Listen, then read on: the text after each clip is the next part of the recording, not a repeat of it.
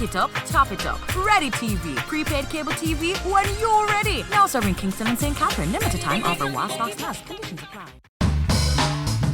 I'm Don Webick, Group CEO of Grace Kennedy. You are watching Business Access, serious about business. Staying competitive in a changing digital age, Cable & Wireless CEO tells us how her company is keeping up with the digital trends. Weekend Business Report starts right now.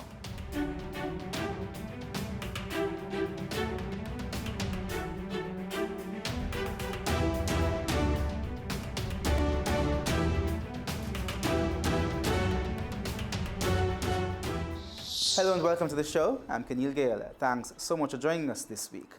We have a sit-down with the Cable & Wireless CEO who flew into the island for the recent Jamaica Stock Exchange conference. More on that in a bit, but right now let's get to some of the week's top stories from the BATV News Desk. International credit ratings agency Fitch has upgraded the country's long-term foreign and local currency issuer default rating from a B to a B+. The highly recognized rating agency has also boosted Jamaica's outlook from stable to positive. The company released its latest credit ratings for Jamaica on Thursday. Here's more. According to the report, Jamaica's debt-to-GDP ratio is expected to fall to 96% of GDP by the end of this fiscal year. It was 135% in 2012. The agency says although Jamaica's debt burden is still much higher than other countries with a B rating, it's on a downward trend. Other B-rated countries have an average of 60% debt-to-GDP ratio. Fitch says they believe Jamaica is on a track to reduce its debt burden to 60% of GDP by the targeted 2025. The government's interest rate has also fallen, reaching an estimated 6.8% of GDP in fiscal year 2018, down from the 8% in fiscal year 2014. Additionally, the agency says the 4-year wage deal with public sector unions reduces risk to the forecast of a general government surplus of 0.8% of GDP in 2019 and 0.7% in 2020. The government's goal is to reduce its wage bill to 9% of GDP by the end of this fiscal year. Fitch is predicting that it will come close at 9.1%. As part of its positive outlook, Fitch says they believe the Jamaican economy will remain stable post-IMF. The country's standby agreement with the International Monetary Fund is to end in November. They say the IMF's reclassification of the exchange rate regime to floating, low and stable inflation, and lower foreign exchange surrender requirements are evidence of institutional improvements that reduce the risk of investing in Jamaica. They also point to a fiscal council that the government plans to create to monitor compliance with fiscal rules and increase transparency on fiscal matters. This, along with pending legislative changes to make the Bank of Jamaica more autonomous, are also seen as good signs. However, they warn that departure from fiscal policy consistent with the fiscal responsibility law, weakening public finances, and external shocks could be factors for a negative rating. Fitch note that Jamaica's size and location makes it vulnerable to external shocks. But they say the government's disaster risk financing strategy, which is to be completed by June, will help to cushion this. And as expected, even with the murder rate 22% lower than 2017, the agency lists crime as a major obstacle for investment. Jamaica has slipped 2 places on the latest Corruption Perception Index CPI. The CPI report was released by Transparency International earlier this week. Jamila Maitland has more. In 2017, Jamaica was ranked 68 out of 180 countries on the Corruption Perception Index CPI. It was the island's best performance, jumping 15 places from 83 out of 176 countries in 2016. The country also received a CPI score of 44, moving up from the 39 it recorded in 2016. By the end of 2018, it was believed that Jamaica became more corrupt. The island had slipped 2 places to 70. Despite having the same CPI score of 44 as it did in 2017, the CPI report revealed that Jamaica hasn't done much to improve its corruption perception and runs the risk of slipping backwards relative to other countries. Meanwhile, Executive Director of local corruption watchdog agency National Integrity Action, Trevor Monroe, argued that the country needs to do more to prevent further regression. He pointed out that various factors contributed to Jamaica falling on the CPI list. He said the Integrity Commission not being fully operational, the major organized and anti-corruption agency MOCA needing stronger legislation to effectively function, and the Procurement Act passed in 2015 not being finalized are just some of the reasons Jamaica was ranked 70th.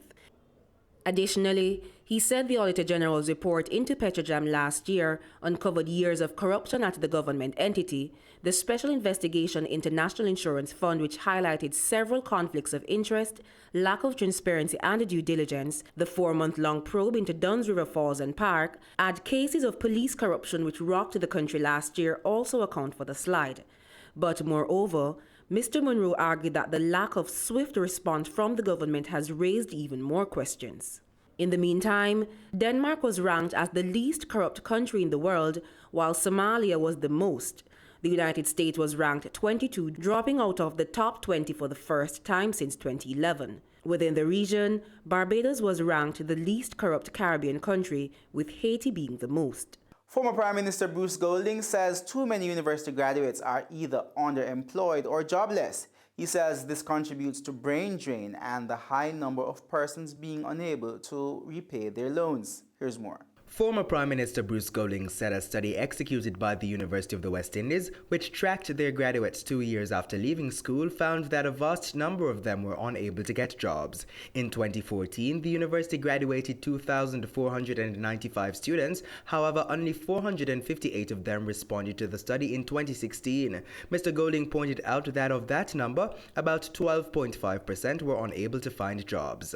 24% of them were not in jobs. Now, 8% were doing advanced degrees.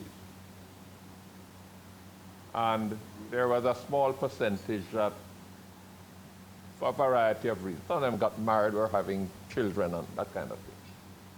But significantly, 12.5% of those who responded to the survey couldn't find a job or could not find a job that was commensurate with their academic achievement.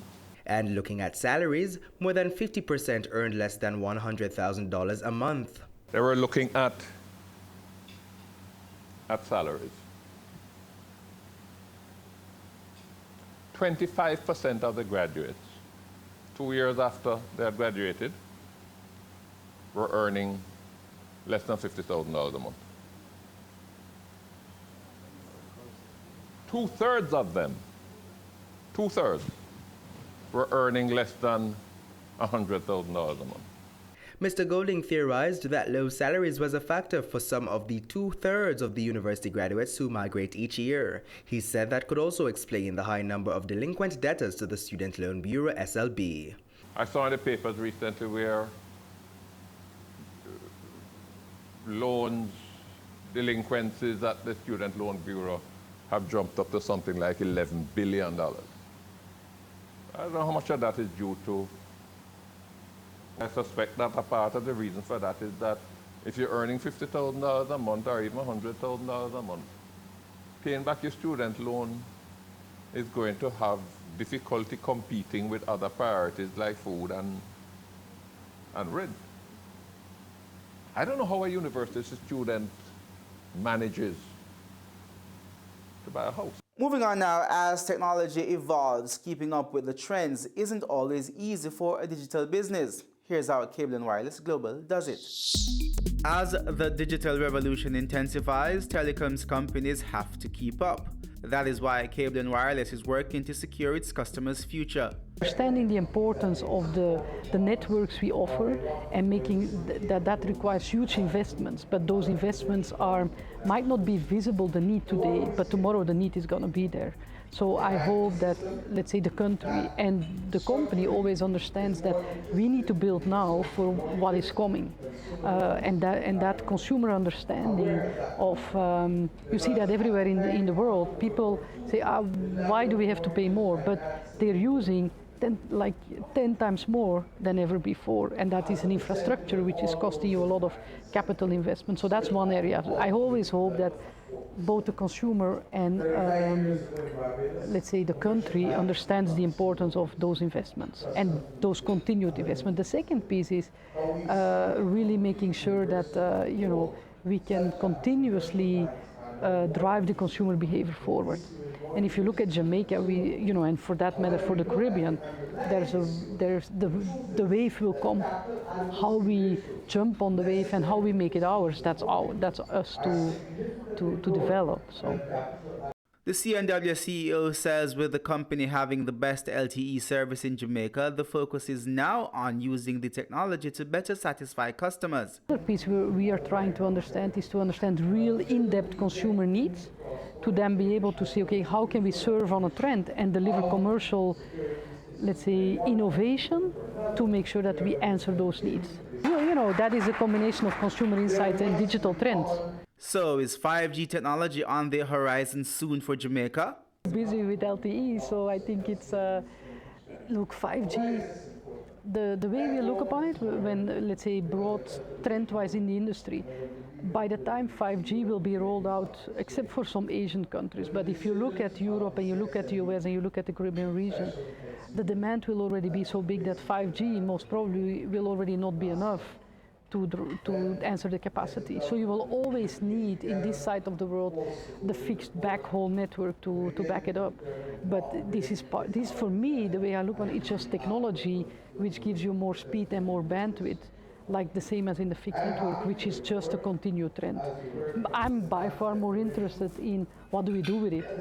How do we improve consumers' lives? How do we, through those elements which are going to come, improve consumers' life in general, So what does the C&W CEO think about several Caribbean content producers exploring ways to set up a regional content streaming subscription platform similar to Netflix? Where you can compete is more the size of the quality of the local content. That's the part. It goes more, what you see happening is, in the content world, the one goes Netflix, the other piece goes the quality of your local things you bring, which are really touching your local consumers. So if you do that well, and you combine that with a certain technology, I think that's the way to go. But another question you could ask yourself, do I then put it on my own technology or do I put it on the Netflix technology? I've seen many local broadcasters going on Netflix on a local level. The C&W CEO is assuring customers that the company is committed to improving their lives through technology. I think the promise I would make is that we are truly customer-centric and we are really trying to bring best products, best networks, best commercial innovation. Do we fail? Do we have outages? Absolutely. I've worked in this industry for a very long time. This is just an industry where it's part of what we do. And so that's just, but any company would have it. So whenever that happens, be patient with us. And for the rest, we will really try to do our utmost best to make you guys happy customers. Company news comes up next, then later we're taking you inside the polar vortex that covered the US in freezing ice and snow, pushing temperatures below that of the North Pole. More WBR after this break.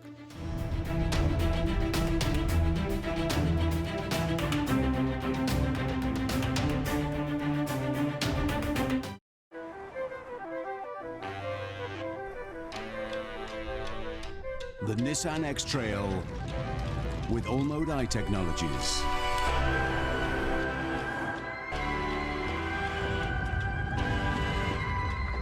No matter what the road throws at you, your story starts here. Adam and Eve Day Spa and Salon plans to indulge you this Valentine's Day. Ah yes, drift away, cocoon your body in rich chocolatey goodness, add a massage or a facial in our executive suite. Try out our rainforest water massage to ignite your experience. Do your hair or a couple's mani-pedi. Treat your taste buds to succulent chocolate treats. Come, be pampered. Call us at 754-6018 or visit us at 20 Tobago Avenue, New Kingston. Give the gift of love. Give Adam and Eve. Gift certificates available. Have you seen it? It's BATV Live. Live streams of business news weekdays at 7:30 p.m. Stay on point Thursdays at 8 p.m. with our Business Current Affairs show and Weekend Business Report Saturdays at 7:30 p.m. wherever you are. Log on to our Facebook page at Business Access TV or visit our website at batvja.com. Live and at your fingertips. Business Access TV. Serious about business. Welcome back to Weekend Business Report. Here is this week's company news. Salada Foods says sales during the 2017-2018 financial year surpassed the $1 billion mark for the first time ever. Another historical milestone was also achieved with net profits surpassing $219 million. Meanwhile, Salada Foods says the distribution arrangement with Alaska Distributors has played a pivotal role in its strategic marketing and branding initiatives to maintain and grow its position as brand leaders in the instant coffee market. The company knows that the US continues to be its major focus, but the growth being experienced in other markets such as Canada and Barbados is encouraging. On the other hand, Salada Foods says the biggest risks to its business are the changes to the regulatory environment and the lack of transparent policy that governs the coffee industry, specifically the importation of coffee beans. Jamaican Teas says it's just completed a successful 2017-2018 financial year, which saw total comprehensive income increasing by 25%. At the end of the reporting period, total comprehensive income was $240 million. Revenues increased by 14%, ending the period at almost $1.8 billion. Meanwhile, the company says since 2018 ended, tea exports have been below expectations but are anticipated to rebound in the second half of the financial year. Local tea sales have, however, so far exceeded forecast. The company has also brought some soup and seasoning production in-house from external contractors previously used. This is expected to improve margins on these products. Digicel Group has announced the appointment of Jean-Yves Chalier as its new group CEO with immediate effect. Chalier was appointed to the Digicel Group board last September. Digicel says Chalier is a recognized leader in the global telecoms industry. From 2015 to 2018, he served as CEO of Vion, and prior to that, he served as chairman and chief executive of SFR. Let's now take a look at how some of the major global stock markets ended the week.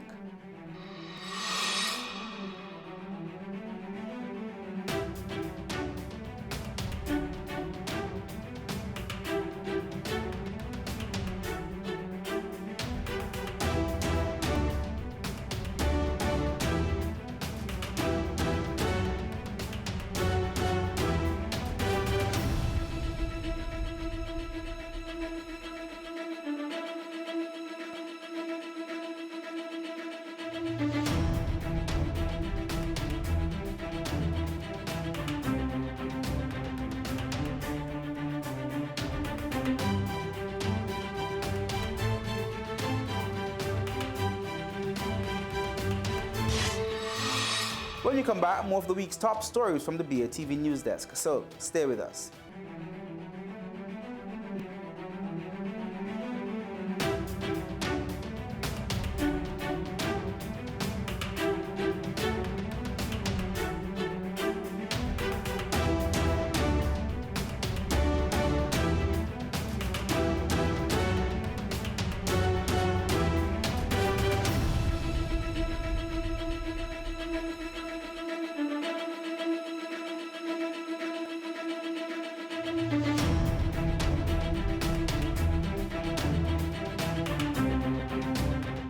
Adam and Eve Day Spa and Salon plans to indulge you this Valentine's Day. Ah yes, drift away, cocoon your body in rich chocolatey goodness, add a massage or a facial in our executive suite. Try out our rainforest water massage to ignite your experience. Do your hair or a couple's mani-pedi. Treat your taste buds to succulent chocolate treats. Come, be pampered. Call us at 754-6018 or visit us at 22 Bago Avenue, New Kingston. Give the gift of love. Give Adam and Eve. Gift certificates available.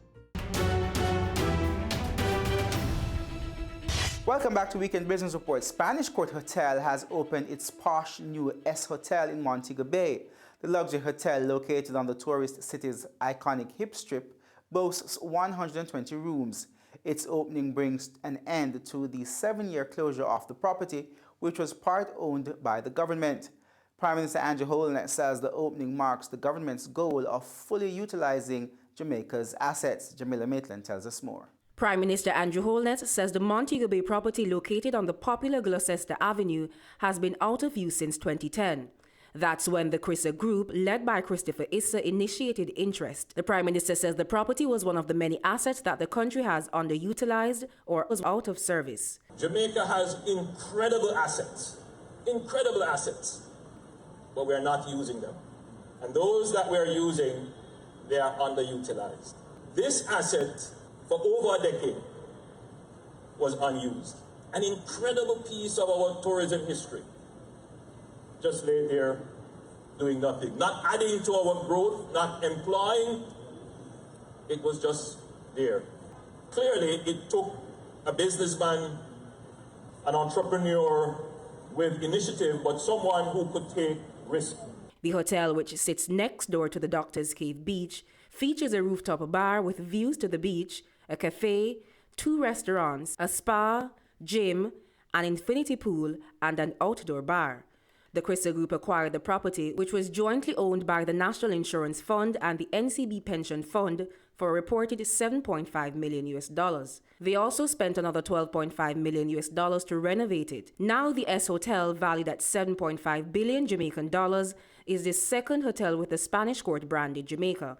The other property is located in New Kingston. Mr. Holness thanked the Crissa Group for their investment, and he said the government will be intensifying its policy on full asset utilization in an effort to stimulate more growth in the economy.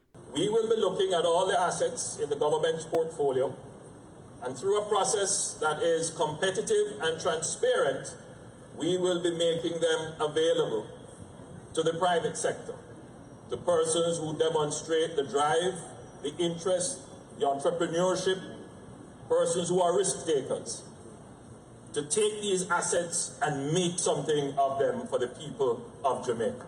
Mr. Holness says his administration will continue to create an environment that's fit for investors and, by extension, the economy. Government's role is to make it easier for persons to take risk, to add a greater level of certainty to the economic environment. And without question, this government has done that, and we will continue to create the environment in which our entrepreneurs can step up to the plate and play their part in creating the economic growth and prosperity which we all desire. In the meantime, the Prime Minister is calling for more connectivity within the tourism sector and the economy. He's encouraging hoteliers to use more local products and services. Mr. Holness says Jamaica's people and culture are what attract tourists and separates the destination from the rest of the world. All tourism is, if you take away the black and steel, it is the people, it is the culture, it is our music, it is our language, it is our dance, it is all of that put together to form a package that distinguishes us from the rest of the world, that makes people want to come here and enjoy. He says for far too long there has been a linear approach to development when everything should be interconnected. Mr. Holness is calling on the hotels across the island to include more Jamaican products and services in their packages. So the industry must take an instrumental approach to ensuring that the benefits are shared. Buy more Jamaican, employ more Jamaican entertainers, put them in your package, make people see them, because that is what is going to create the value for your product. And a few days after the Prime Minister made those comments, the Jamaica Manufacturing and Exporters Association, JMEA, called on the government to start boosting overseas economies with taxpayers' money. The outcry came after imported bags and memorabilia were used at the Global Tourism Conference in Montego Bay last week. Javon Keys has more.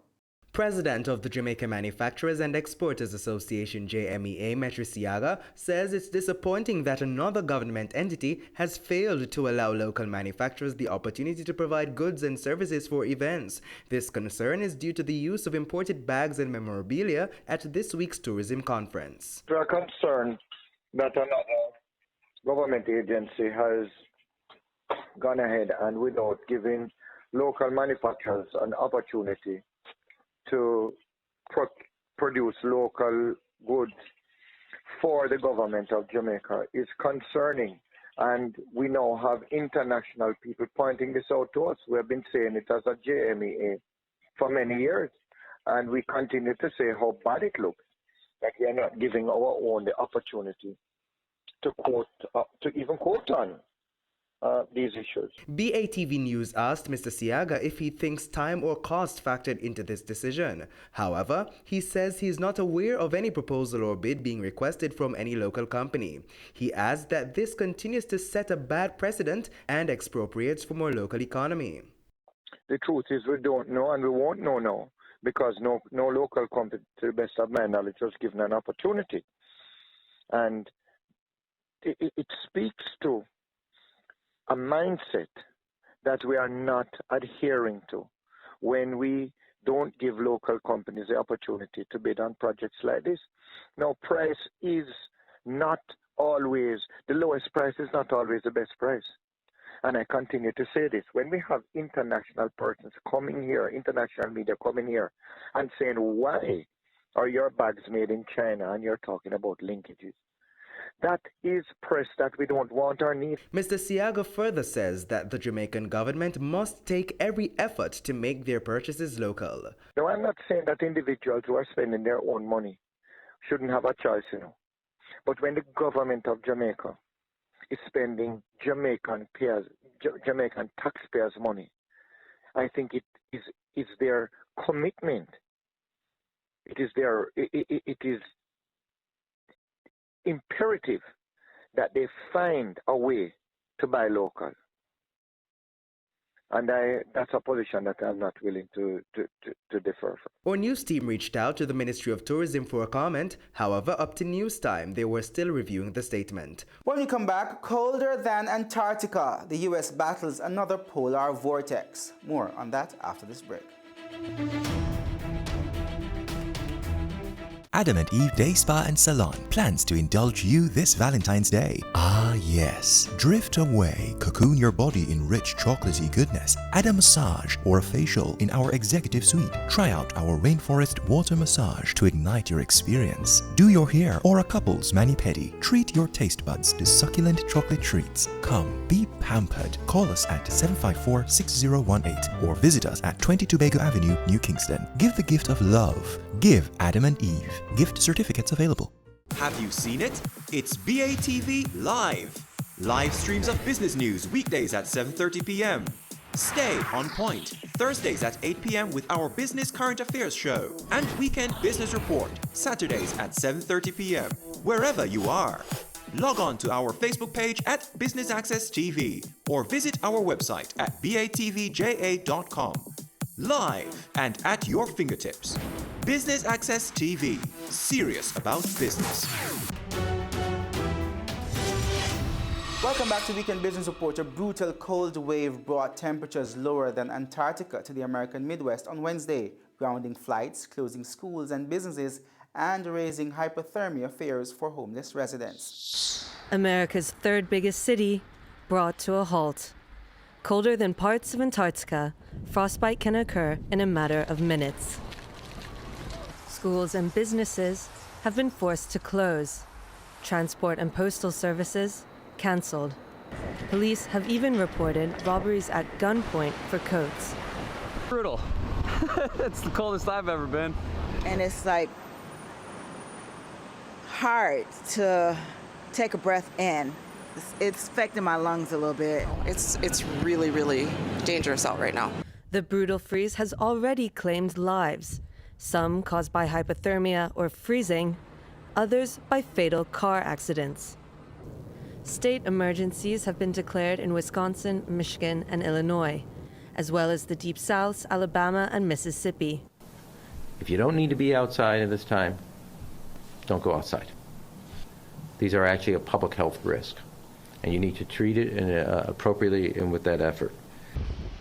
In many cities, warming centers for the homeless have been set up, with record low temperatures expected to continue in the coming days. And that's our show for this week. On behalf of the entire Weekend Business Report team, I'm Ken Gill. See you next time.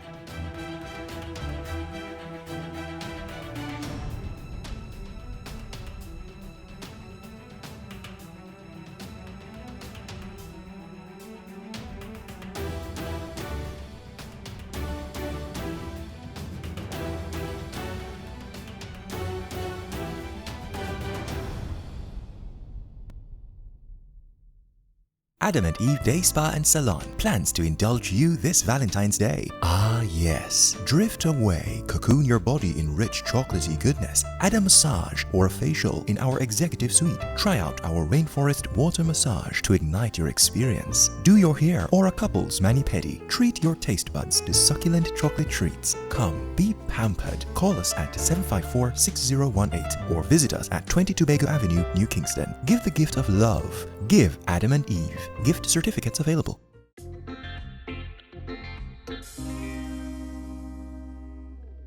It's been said that Portland is one of Jamaica's last remaining unspoiled cities, and that its capital, Port Antonio, was the birthplace of our country's tourism, hosting many world-famous adventure seekers. Well, on this episode of Chill Spot, we'll be doing a bit of exploring with Jordanka Akwanza, co-founder and COO of Island Eyewear. She'll be taking us to Great Huts in Portland. It's a charming resort overlooking Boston Bay and the Caribbean Sea. Stay with us.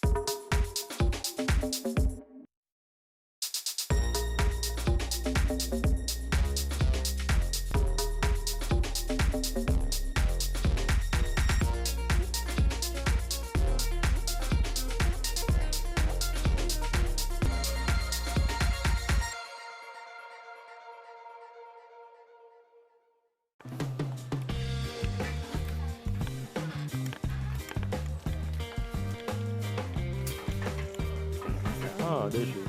Oh, hi. Hi, Jordanka. Hi, Candy. Nice to meet you. This is my husband, Keith. Hi, nice to meet you. So tell us, what are we going to be doing today? I want to show you the amazing views that the huts have to offer first. And we're going to have some lunch, enjoy everything that the property has to offer. Let's go and get this day started. All right.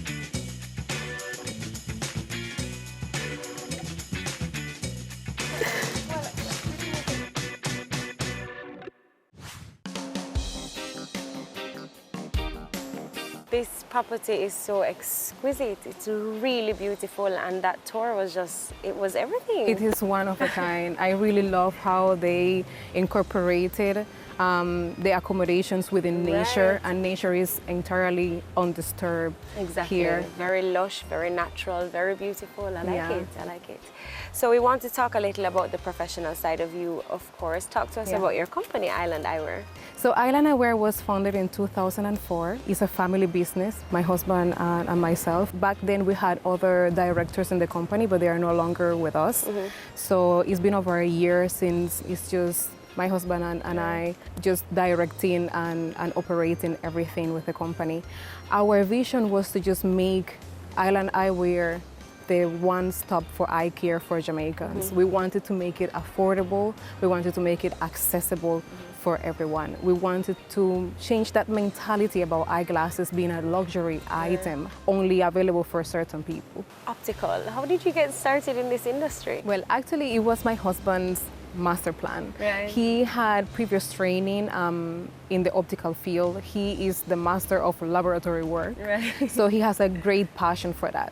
I was introduced to the business once I migrated to Jamaica with him. I was working in one of our stores as the do-it-all everything. When you have that one little shop and it's your precious baby. And you become the Jane of all trades. Right. So we started based on that passion that he had for eyeglasses. Right. There is a lot that goes into making a pair of eyeglasses that a lot of people don't know. It's like a craft. Right. So he had that passion, and obviously I share any passion my husband have, and it became my passion after. So I was a dancer when I just arrived to Jamaica, and then eyeglasses became my passion. And that fact that I could change somebody's life through sight was unbelievable to me. Right. A lot of times that we don't realize the change that good sight makes on someone's life.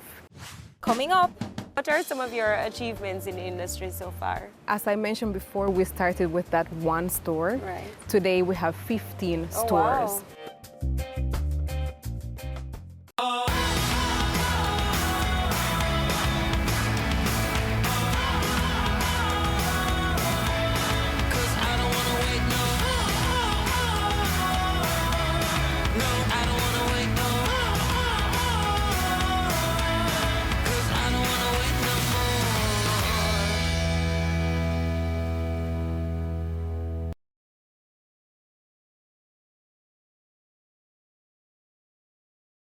Adam and Eve Day Spa and Salon plans to indulge you this Valentine's Day. Ah yes, drift away, cocoon your body in rich chocolatey goodness, add a massage or a facial in our executive suite. Try out our rainforest water massage to ignite your experience. Do your hair or a couple's mani-pedi. Treat your taste buds to succulent chocolate treats. Come, be pampered. Call us at 754-6018 or visit us at 20 Tobago Avenue, New Kingston. Give the gift of love. Give Adam and Eve. Gift certificates available. I'm Adam Stewart. This is Business Access TV, serious about business.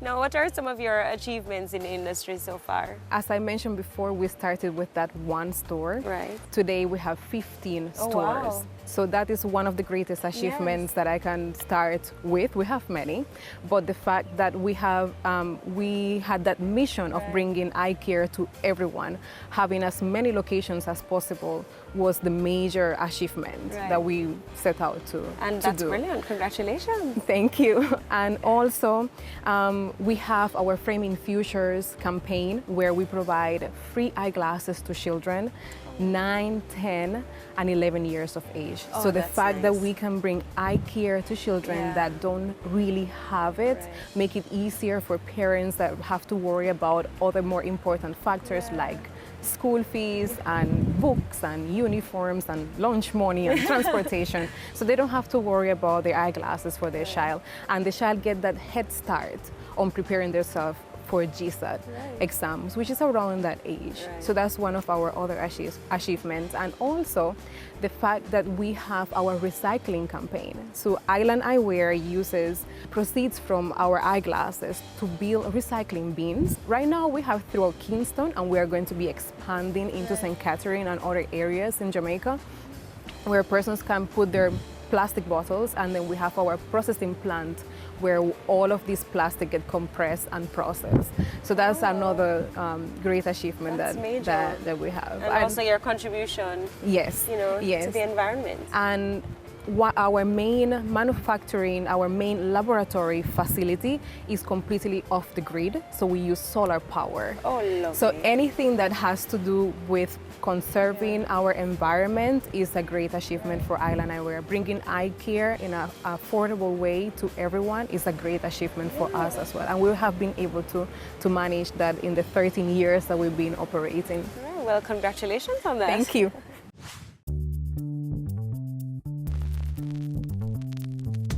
What would you say the experience has been like for you being a girl boss? Well, being a girl boss has been crazy. I never thought that I would be in this position of leadership. Right. You know, it impressed me every day how many lives I touch on a daily basis, the changes that I'm able to make in people's life. It is very difficult at times. It is very challenging because I am dealing with over 80 employees on a daily basis. It's 15 stores, as I mentioned, and there is always things that pop up during the day. And sometimes it's very difficult to achieve wider goals when you have small things that you have to deal with on a daily basis. But overall, it's amazing. Changing people's lives, I mean, who gets to do that? Right. So being a girl boss, yeah.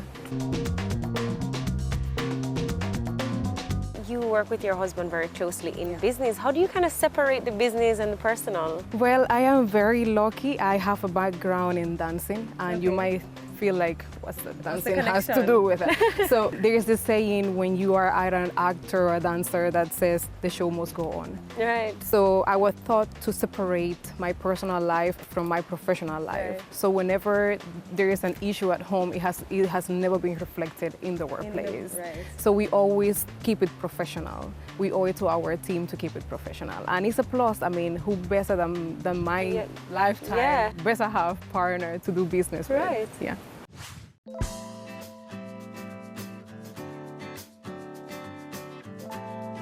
What would you say are some of the challenges you've had to overcome being a young professional? It's been a little bit challenging to today, 13 years after we started with 15 stores. Island Eyewear is a bootstrap company. We were never able to access any lending companies or anything like that. I think financial companies in Jamaica need to take a look back and see the type of businesses that are coming up and really take their time selecting the type of businesses that they are going to lend a hand to.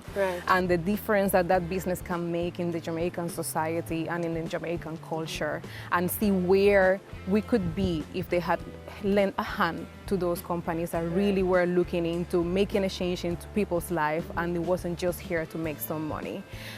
Also the fact that I am a female, it can be a little bit challenging at times, even though I don't like to think about myself as, oh my gosh, I'm the girl in the room, or, are they going to listen to me because I'm a girl? Sometimes it's good to go into a room thinking that you're sexless, but you cannot help by other people looking at you in that way. It's something that I have grown out of it with my team, which I have to thank, my goodness, for our team. That is, it was also challenging to put together such a good group of people that share our vision and have our same passion. Unfortunately, Jamaica is not very well equipped with so many options to choose from when it comes to employees, but we were lucky enough to find a very, very, very good of island angels, as I call them, and they're our main support, and without their help we wouldn't be here today.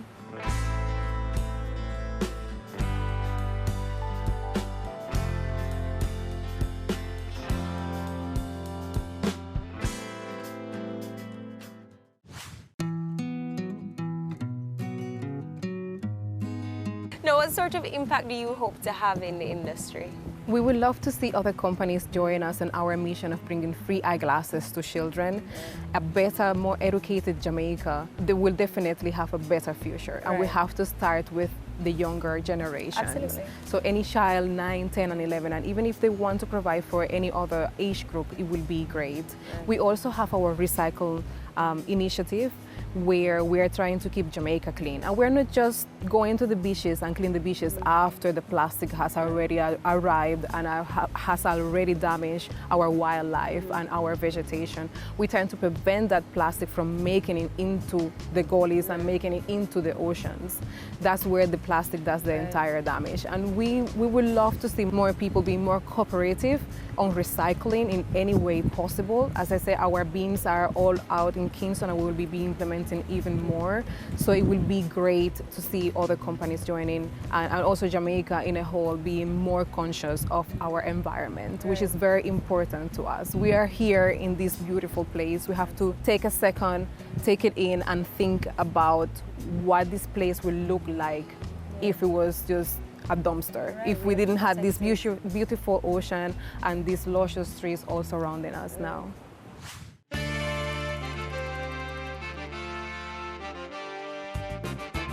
And finally, what would you say are the future plans for Island Eyewear?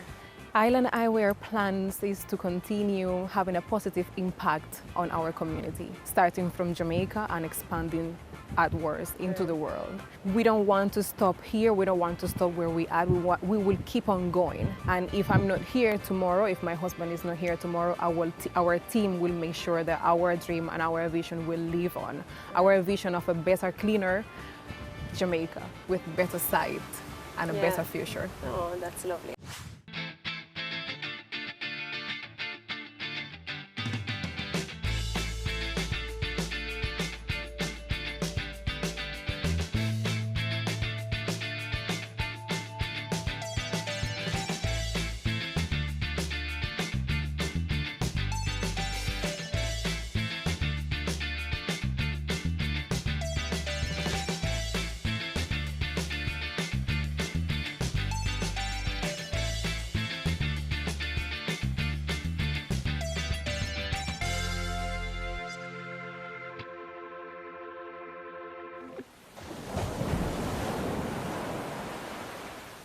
Coming up. Being in a communist country, there's a lot of restrictions when it comes to freedom of speech. That is something that I'm still up today working on, being able to express myself and saying to myself, it's okay to say that. You're not going to suffer the consequences. They say it takes a village to raise a child, but the world will one day need the leadership of that child. The time you spend with your child matters. It stimulates their minds and shapes the way they act. Talk with your children. Help them to better understand the world around them and to value what is truly precious. Above all, the most valuable gift you can give them is love. Play, talk, teach, love. Take the time. It makes all the difference. A message from the Parenting Helpline and Ad Council Jamaica. Having a corporate event, seminar, awards show, conference, products launch, workshop or expo? Business Access TV is here to showcase your event. Contact our sales department at 908-0919, 906-6357, or 908-2775 for more information. Business Access TV, serious about business. Have you seen it? It's BATV Live. Live streams of business news weekdays at 7:30 p.m. Stay on point Thursdays at 8 p.m. with our Business Current Affairs show and Weekend Business Report Saturdays at 7:30 p.m. wherever you are. Log on to our Facebook page at Business Access TV or visit our website at batvja.com. Live and at your fingertips. Business Access TV. Serious about business. The Good Life, your trusted source for useful health and wellness information, lifestyle tips for the mind, body, and soul.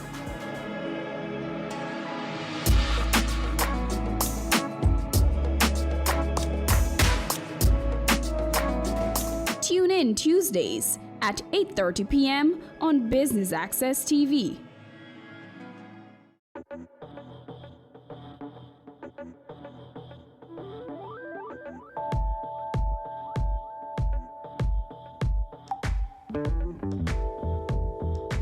So we've had a fabulous day. Yes, we have. And we're now joined by your husband. How's your day been? Been, you know, lovely day.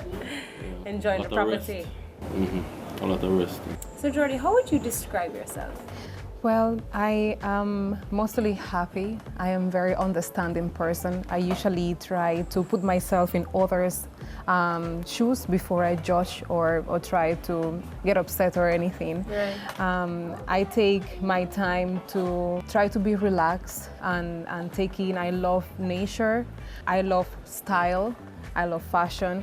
I have this creative mind that I have to express some way, somehow, whether it's through the glasses that I select or through an outfit that I put together. Otherwise, I get these anxiety attacks that just kill me.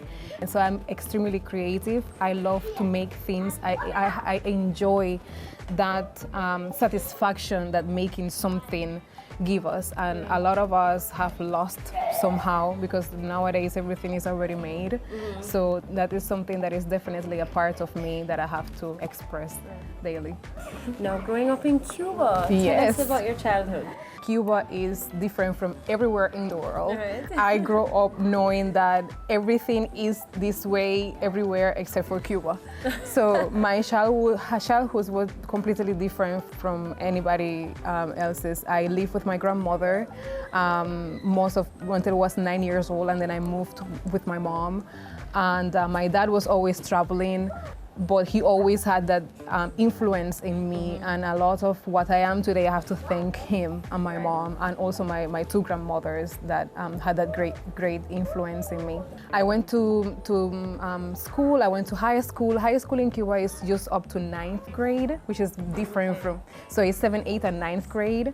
And then I went to School of Dance there, and as I said before, that formed me as the professional that I am today, and it influences a lot of the things that I use on a daily basis to manage our business and manage our team and motivate people, and also that creative side of me as well.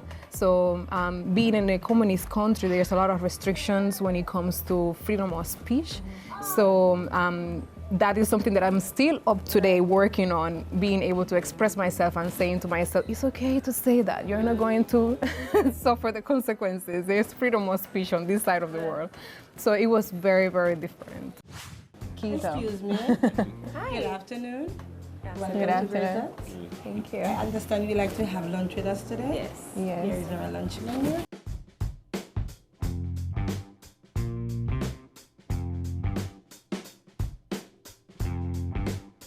Okay, how was your day being at Great Dots? It's been wonderful. Do you like the adventure, the rustic environment? Yes, that's what we're here for. Yeah, It's very nice. How long have you been working here?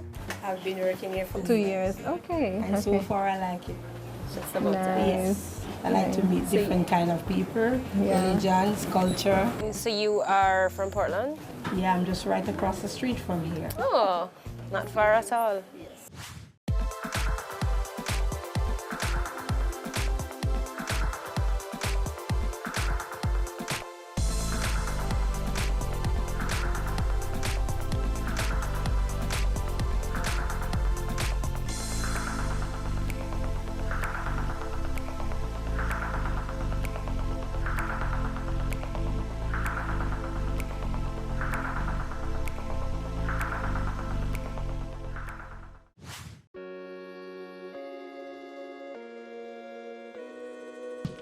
So how did the two of you meet? Because obviously you're Cuban and then he's Jamaican. So who was where and how did that go? So he was in Cuba, and he was in the preparations to go into medical school, and I was at the university as part of a dance group at the moment, and we just crossed our ways, and it was like truly love at first sight, because I saw him and I was like, yay!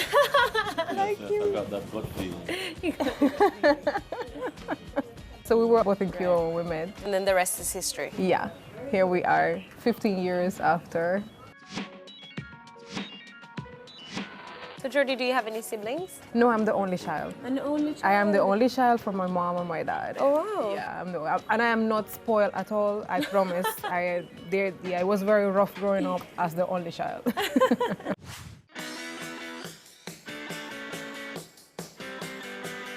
We have 2 boys.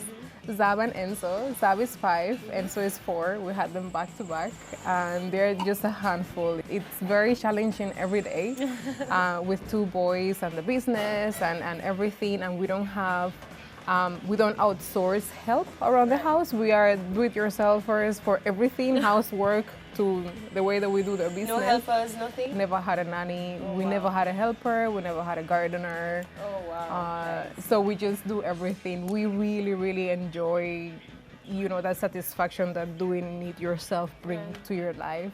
So, every day to the school and all the activities, and after school I have to pick them up and then finish working with them, and they're just in our lives, and that chance they get to absorb and be around the business on a daily basis is just priceless. And what else do you guys like to do for fun? Well, I love the ocean. I love paddle boarding is my main enjoyment. Anything to do with the beach, I love that. And then any other crafts that I can do, like making things, like I make things for my office all the time. I even made my desk. You would see that. With help. With help.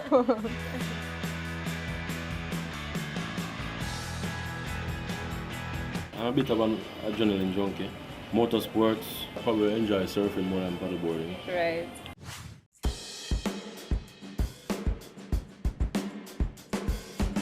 So Jordy, what advice would you have given to your younger self? Be more confident, believe in yourself more, and speak up, because that's one of the things that I carry with myself from Cuba, the fact that you hold back everything, and that is something that will hold you back in life as well.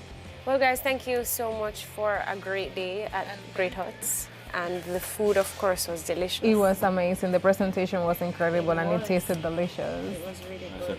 I had a very good time, and it was very nice to meet you. And I always watch the show because I want to know where to go next. Oh, that's so nice. We really appreciate it. And now your feature has come, and it was awesome. I enjoyed every single activity and all the things that we got to do and exploring this beautiful property, really of course. good. So thank you very much. Thank you for having us.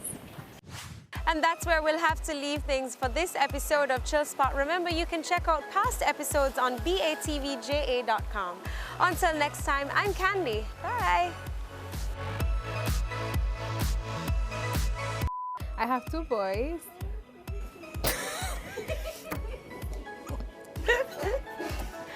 Just go to La Mata over there. See La Mata there. Come on, TV. I asked your husband then. How would you describe her? Well, I'm in this.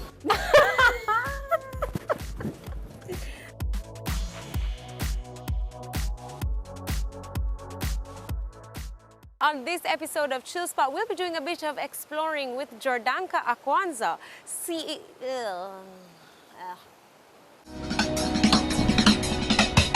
Cameo brings the creative industries to life. Highlighting creatives in different fields each week. Art. My life surrounds art. I breathe, I eat art. Fashion. Food. Without a customer, we're nothing but 4 walls. Music. Film. Cameo, only on Business Access TV. We're taking you beyond our shores, across the region and around the world. Every week, BATV gives you in-depth reporting on the major stories that gripped headlines in the Caribbean and on the international scene. Join us Sundays for This Week Abroad. Business Access TV, serious about business at home and abroad. Having a corporate event, seminar, awards show, conference, product launch, workshop, or expo? Business Access TV is here to showcase your event. Contact our sales department at 908-0919, 906-6357, or 908-2775 for more information. Business Access TV, serious about business. It's season 12, and Wealth Magazine Business Access is here to keep you business savvy. With an impressive mix of some of Jamaica's most inspiring business moguls, we continue to keep Jamaica informed, empowered, and ready to dominate. Tune in Sundays at 5 p.m. only on BATV. You're watching Business Access. Business Access. Business Access. Business Access TV. Serious about business.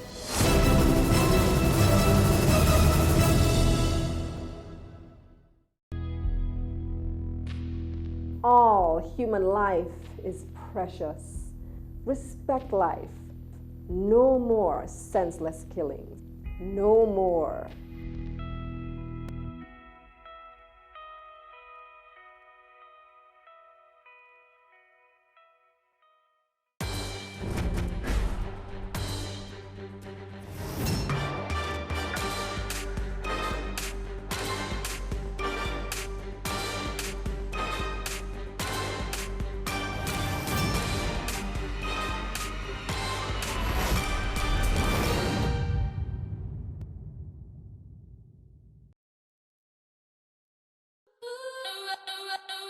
This week on Cameo, we explore Jamaican ceramics.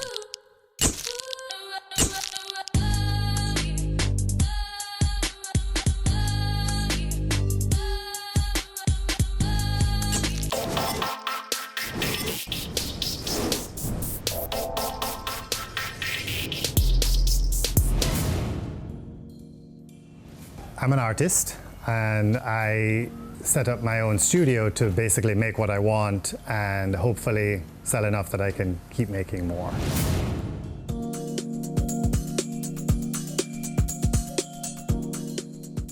David Pinto enjoys creating one-of-a-kind vessels and sculptures.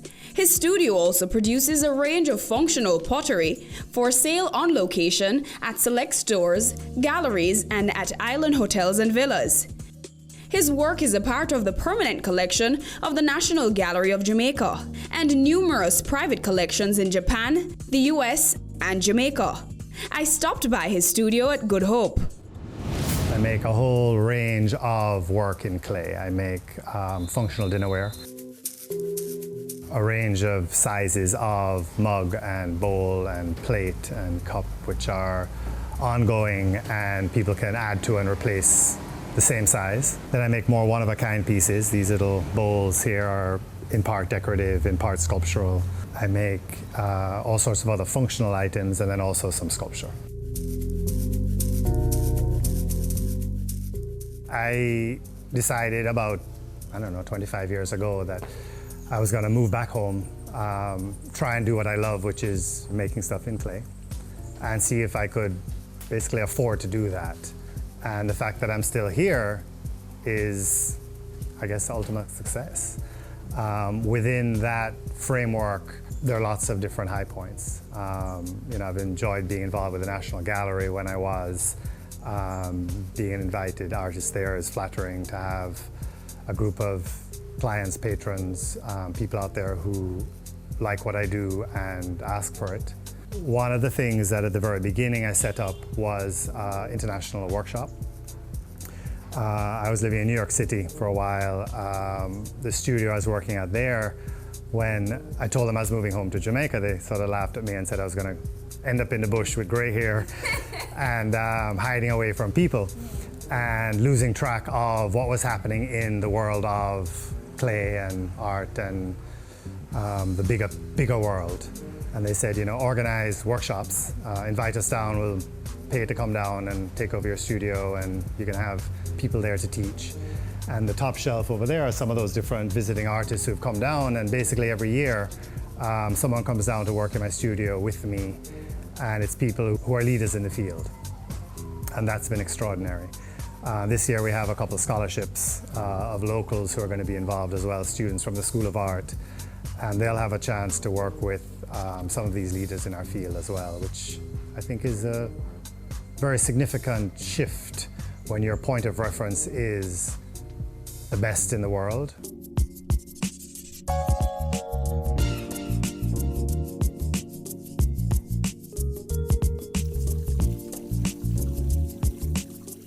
The process starts as clay, so it starts as soft plastic material. We mold that either part or all of the way in its soft form. Allow it to dry part of the way. These are, we call it leather hard. It's dried part way. When they're wet, they're soft like plasticine. So then this process here, this piece will then, once it's finished, be allowed to get perfectly dry, bone dry. Generally fired to a relatively low temperature, biscuit fired. And then after that, it's taken out the kiln, glazed, and fired again. So the first firing is to red heat to make the work permanent. This stuff, this clay, is when bone dry, extremely fragile. And if in water, it'll dissolve back to slurry, and this can be recycled. Once it's been fired to a low temperature, it's like soft stone, can't be recycled. And then it's glazed and fired again, generally to a higher temperature, and that glaze makes it permanent and adds the color and decoration.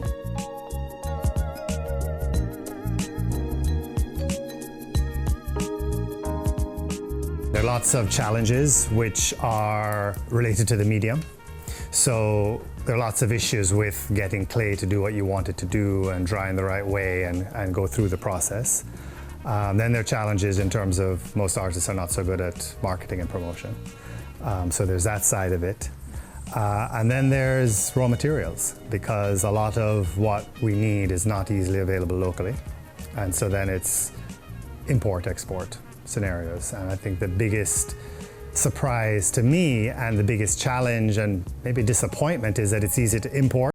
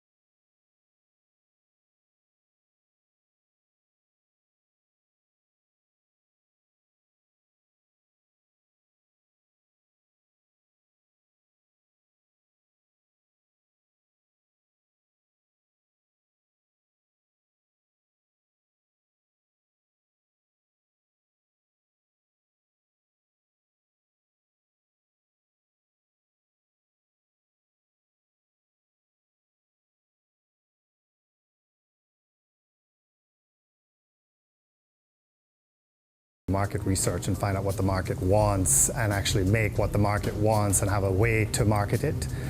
And an artist is more likely to make what they want to make, which probably leads to a happier person. Coming up next.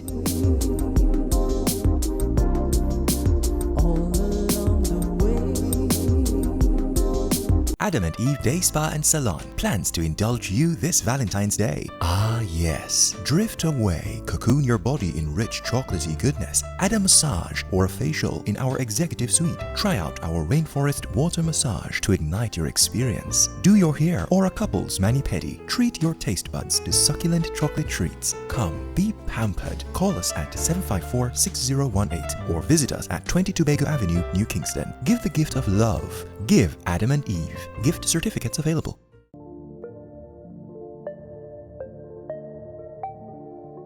Touch by VLS is a contemporary ceramic studio that produces art and artisanal pieces for exhibition and retail in local and global markets. Jamaican ceramist Victoria Silvera spoke to us about her work. By VLS, it basically encompasses a ceramics line. I have made the Urchin collection, and it's basically crockery sculpture and lighting with design references that center on the sea and the ocean and, you know, our Caribbean lifestyle. My ceramics that I'm creating here, it's a far cry from what I did in college, you know. It's brighter, it's sunnier, and still has my trademark things that I like to do. I'm very intense with detail. I had returned. I had migrated back to Jamaica after being in the US for 10 years. I did my bachelor's and then my master's, and I worked there. And because of the recession and the poor job market, I had to leave. When I came home, I tried to work in film production. And I don't think I tried very hard. I'm kind of a very introverted person, and I mean, I don't know all the right people. So it's not that I've given up on it, but I was like, I have to make a living. I took an art class at Sano with Norma Arak, and I started making pottery again, and I started with a teapot. And I had been traveling around with just a couple pieces I'd made in college in my car, and I went to Mount Edge one day, and I saw Robin Fox and Michael Fox, and said, boy, these cups are great. Why you don't make me 23 of these? And I said, okay. So he was my first, like, kind of little client, you know? This is another example of some of the carved work I do. This is a very intricately carved pear-shaped vessel. It was supposed to be used as a pendant light. This is a sea fan reference, so all the little perforations and whatnot are meant to look like the netting of a sea fan. I thought I was making big money, you know, when I went to the Branson Center, and they made us write down all the money we'd ever spent on what was pre-launch of my business and how much money I'd made. I think I nearly cried when I saw the profit margin. I was like, when you talk about operating at a loss, you know. Initially, the biggest challenge for me was financing my business. I had some savings put aside, but you know, after a while, there's only so much money you can, you know, slip from your wrist and bleed into your business. After a while, you start feeling a little anemic, and you know, you need a capital injection. So I definitely was feeling the need for funding because I needed my own equipment to start firing my pieces. I had an issue. I couldn't find a kiln to fire after a while because you know, people just don't really want to lend their kilns. It's a lot of wear and tear, and you know, it will depreciate the value of your equipment. When I started the Branson Center, I didn't know it would lead to funding, but it did because I was in a Pitch to Rich competition and I met Sir Richard Branson himself, and I had pitched for money, and after that, based on that, he offered all 3 participants in the competition half of what I had asked for. So because of that, they had to actually formalize a loan process and find a bank to mediate the loan, and it took a year, and that was a slow, poor year for me, but that was the year I officially launched. I stuck it out, and by January the following year, I received the loan. So I was able to bring in my first shipment of raw materials. That's one of the biggest challenges with ceramics industry in Jamaica. We don't have commercial grade clay. You need to take the clay out of the earth, but it has to be tested, has to have a uniform amount of silica in there. It should be taken out, put back in the right amount. Otherwise, you fire your pieces, half of them break, you know. It's just devastating in terms of the time and the effort and the money lost to breakage in the kiln, because we don't have commercial grade clay produced here. So I had to import all my clay. Clay in and of itself, it's a relatively cheap material, but you have to jump hurdles. You have to get permits. You have to be tax compliant. It's just a never-ending list of bureaucracy that you have to conquer. If you want to bring them in duty-free, you have to be registered with the JMA. You have to go to the Ministry of Industry. Then you have to go to the Customs Department. So bureaucratic red tape, finance, lack of access to materials, equipment, those were all big challenges for me in the beginning. But I mean, when you're determined and you realize it's either this or I go work for someone, you know, it's either this or I need to build my life. You know, if I don't do this, somebody else will tell me what to do, and I'll probably earn less money anyways.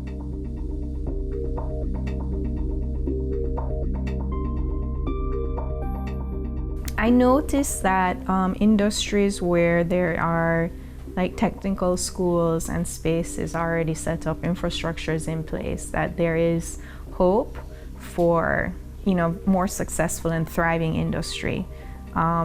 Courtney Walsh and the late Michelle Haynes, they both had set up factory spaces and have set up factory spaces downtown, and they've been able to utilize the graduates from Garmex. So, I mean, I think when you can plug people into very practical education, and then they can actually be filtered into these jobs. And we have these designers here waiting to produce, and they have these distribution lines already set up. That's a thriving cycle. So we need to create more thriving cycles. Maybe one day I will be able to manufacture clay, because when I talked to Carib Save, who works with fishermen and other artisans, they said one of the challenges for getting into ceramics was that they can't find processed clay cheaply here. So maybe I can filter more clay to these artisans. Maybe more people can go to Edna Manley for ceramics instead of dropping out to the department, and we can have more people working in ceramics. I mean, it's just about creating that value proposition, not only about the product, but about the lifestyle and the work and the longevity of it. I think people have accepted this fallacy that art isn't profitable, that being an artist isn't profitable. But the thing is, I've never been more sure and more stable than I am now as an artist, accepting what I do and working actively in it, with it, towards it. I'm being distributed, I'm being retailed in all of Couples, all the Couples gift shops. I'm in a couple galleries. I mean, from, you know, making 23 cups informally for someone to actually being distributed island-wide, and then to actually having met Richard Branson, and, you know, it's like, well, Richard Branson has some of my work in his home in Necker Island.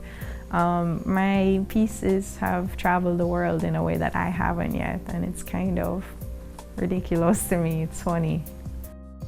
Definitely, there's going to be a lot of research and development, and I want to come out with streamlined, not necessarily mass manufactured, not 1 million units, maybe 1,000, 2,000 that I want to distribute to a very select amount of design showrooms in the United States.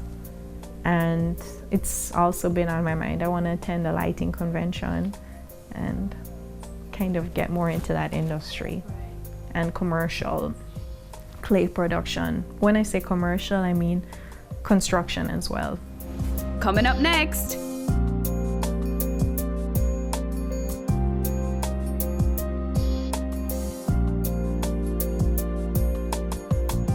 Have you seen it? It's BATV Live. Live streams of business news weekdays at 7:30 p.m. Stay on point Thursdays at 8 p.m. with our Business Current Affairs show, and Weekend Business Report Saturdays at 7:30 p.m. wherever you are. Log on to our Facebook page at Business Access TV or visit our website at batvja.com. Live and at your fingertips. Business Access TV. Serious about business.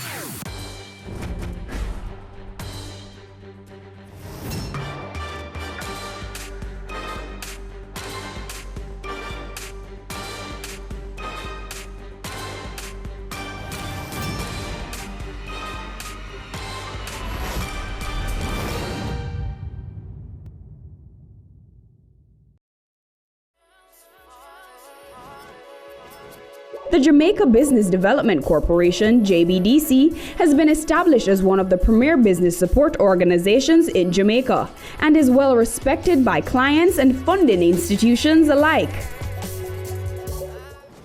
The Jamaica Business Development Corporation is the premier business development support agency of the government of Jamaica.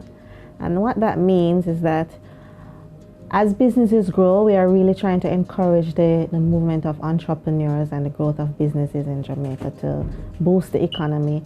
Our role is to ensure that these businesses succeed, or at least have a fighting chance. Things Jamaican is a marketing brand used by Jamaica Business Development Corporation to promote products, Jamaican-made products, authentic Jamaican-made products. And so what we do is provide the first access point to market for new products and to assist existing products in establishing new markets. We provide a suite of services that include business development support, product development, market testing, and essentially at the end of the day to get products into market and to get the businesses growing.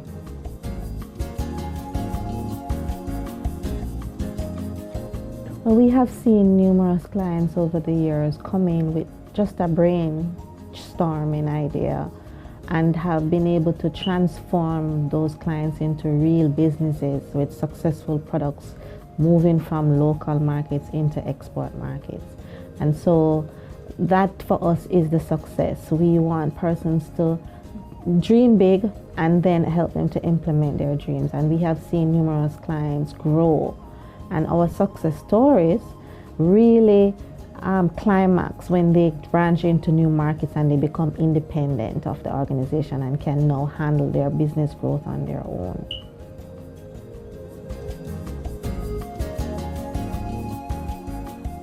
Well, we have a number of key partners that we work with. The first thing we need to do is establish what are the exporting standards, what are the barriers to entry for products going into international markets. And we have quite a number of agencies that we work with to make sure that we can inform the clients effectively. We also work with JAMPRO, who is our main trade partner in getting products from local to international markets. And what we do essentially is tap into these niche markets or relevant markets overseas, maybe do trade shows and events, links with buyers and so on, and create that connection. And also to look at critical data and trends that are informing the changes, what are the competitive issues that you will encounter. And with that collection of activities, we come up with strategies to get products into market. So for each product type, you really have to design different strategies. Consistent supplies of raw materials. Quite a number of them may not have the resources and capacity to go overseas and do the sort of traveling to source and identify raw materials. And so they are basically left to what the environment is offering them. For those who can't access international sources, we have a big issue locally in harvesting raw materials. We may have the raw materials sourced locally, but in terms of getting it into a form that allows for manufacturing, that's something that we really need to look at, the backward linkages and the value chain.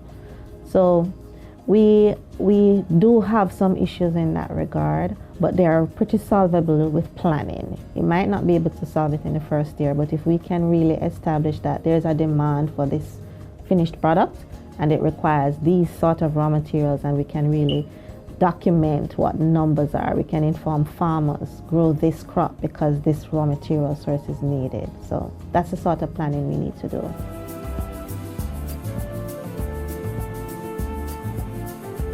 Well, we have been doing a lot more data collection. It starts there, and a lot more research and development into new sources of raw materials that are available locally.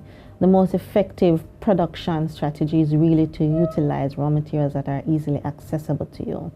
And so we have been looking at our landscape, looking at the raw materials that are in large volumes locally, and then looking at developing products to satisfy that demand, right? And so we've been looking at that. We've been looking at ensuring that we create connections and linkages and providing them, these producers, with enough data that links them to the raw material source directly. We have been trying to encourage the producers to cluster and partner with each other to bring in, large volumes. Individually, maybe they may not be able to bring in a container load of this raw material, but collectively they can. So we have been trying to encourage collective working and clustering. The primary issue is really production and our production processes and being scalable. They may be able to produce 100 units given their current resources, but in order to respond to growth and demand, they would need to use different types of technology. Now that has a cost, and as a government agency, our resources are limited. And if we are going to provide the kind of growth support that is required, we really would have to be able to invest in that technology first and foremost, so that they can probably use them as in incubators and so on, until they are able to generate their own machinery. So at the end of the day, it comes back to money and resources. We are better able to provide technical support and brain power, but as it relates to physical support and financing, these are going to be limitations that we would have. Well, we have recently embarked on launching a new magazine called True Stories. And really what we want to do is to expose the back end story of these producers. I think there are fascinating stories out there, and to change the conversation. We don't want to talk necessarily only about what can't be done. Quite a number of businesses and producers are doing amazing things, producing amazing products. And we want to really tap into those stories, and we want consumers and Jamaicans alike to read these stories and really understand what the potential is that exists, and perhaps get their own inspiration from those stories. And that's it this week for Cameo. Even in the midst of challenges, our creative industries continue to shine. I've been your host, Amita Prasad Webb.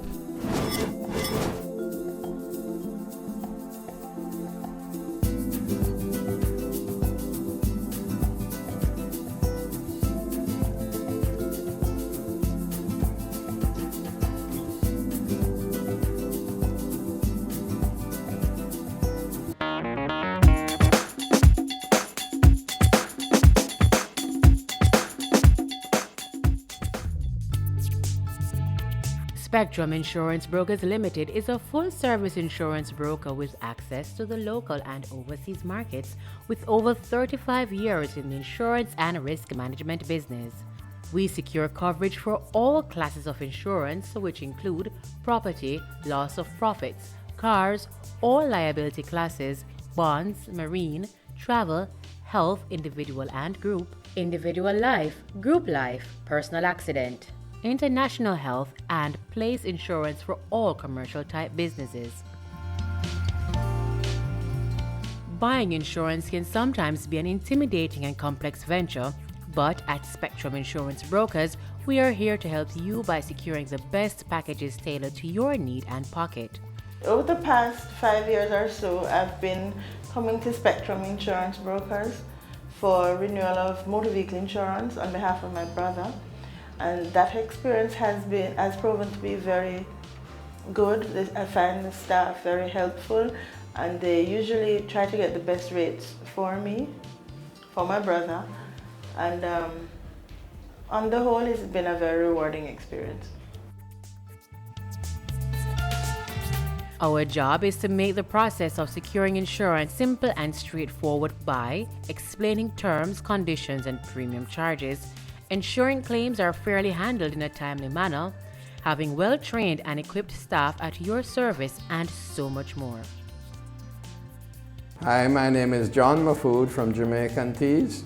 I first became aware of Spectrum a number of years ago when Debbie Plummer, one of their top executives, made a presentation and a quote on our insurance needs. The bid was very good, and we switched to Spectrum, and we have been very happy with them ever since. Spectrum is very good in the sense that they communicate with their clients regularly, and they advocate strongly for their clients when they have problems. And I encourage you to try them because it'll be a breath of fresh air for you. Whatever your risk profile, we will shop around, as we have full access to the entire market and will make the appropriate recommendations, placing you with an insurance company suited for the risk exposure. It's really about the personalized service that we offer so that each customer feels like the focus is on them, addressing that pain point and making the process a simple one, which is really our unique selling point. I'm Joseph Dibbs from Quest Security Services Managing Director. Our insurance brokers are Spectrum Insurance Brokers Limited, the best insurance broker in Jamaica. We've been with them for 5 years. They handle all our insurance needs, from health insurance, life insurance, property insurance, everything that we need, they're there for us. #1 in the business, takes really good care of us, really attentive. For all your insurance needs, Spectrum Insurance Brokers, the place to be. We value your business. Our hands-on service coupled with our simplified processes is our point of focus. We're located in Kingston at 7.5 Haining Road. We also have an office in Mandeville, shop number 3 James Plaza, so we're able to provide exceptional service to our customers on a wider scope. You can